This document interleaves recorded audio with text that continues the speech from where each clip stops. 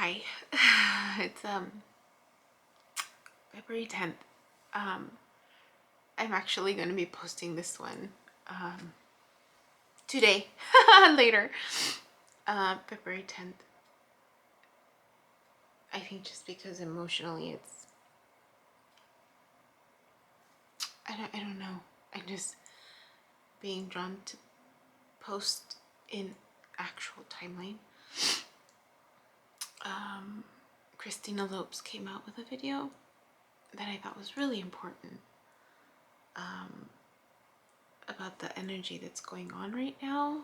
And I know I posted it on my Instagram, but I know there's a handful of you that follow me.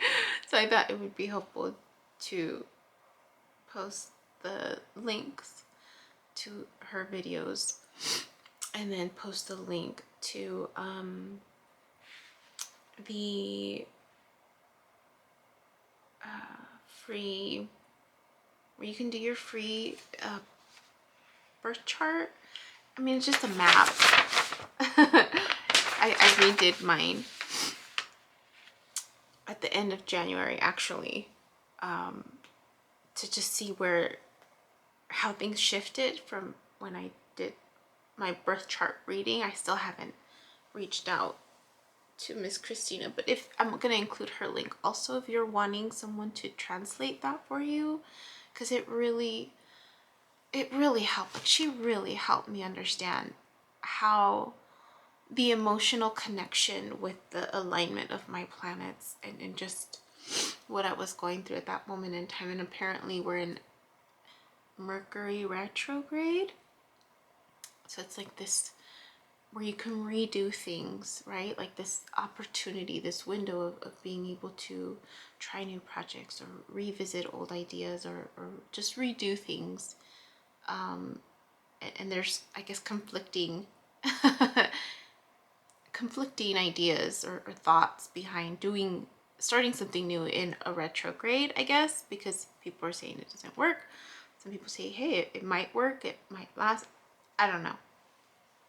So it just, I just, if you guys have any pending projects, or if you guys want to start something or do a redo, like, this would be the time to do it, I guess, is what the words of encouragement are. Whatever that means. So I've been trying to, like,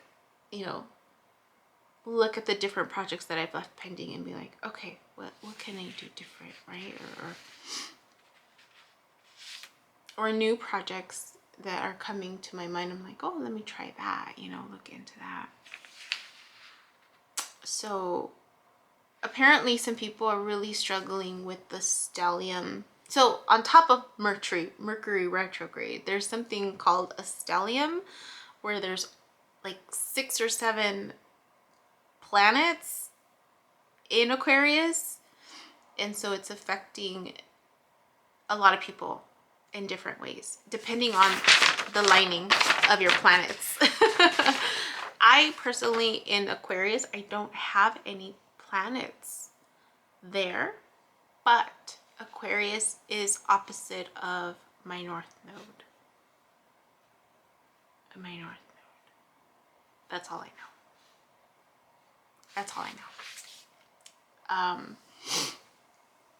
So I felt it was important to post to see if maybe this is helpful for you guys, those of you that are following on real time, and maybe it'll help just shed light on the heaviness, I guess, of if you're feeling heaviness.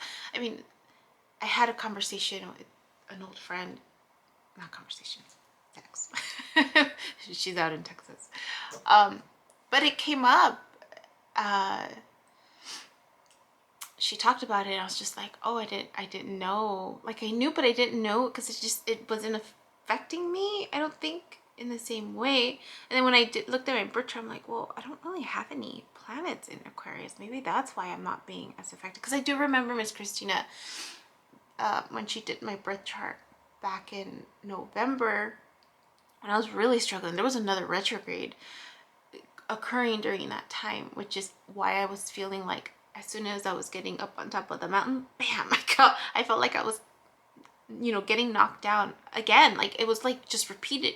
And so she explained that the retrograde is, a retrograde is when the planet is, all the planets are moving, right? They're moving. We're all moving. And I'll put another link to a friend of mine sent me another link about the Milky Way. I didn't know that as a Milky Way, we're moving. I thought we just sit still and only the planets within the Milky Way rotated. No, the whole Milky Way rotates too in this like circular motion. So it's crazy. Like just it, I'm gonna look for it and I'm gonna include that in this link because I thought it was really crazy and important to know. I mean, I didn't know that, but so on top of, so we're Earth, right? And we're in our little galaxy, our little planets, and then the Milky Way galaxy. And all of this is like rotating. It's all rotating. Where are they going with that? Retrograde.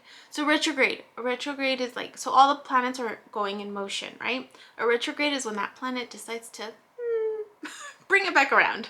So if you're in a crisis, if you're experiencing something intense in that time period, because of where it's hitting you on your house, you're going to repeat that same feeling. It's like a retro, it's like you're stuck basically in that rut until you move out of that retrograde, until that planet starts moving forward again.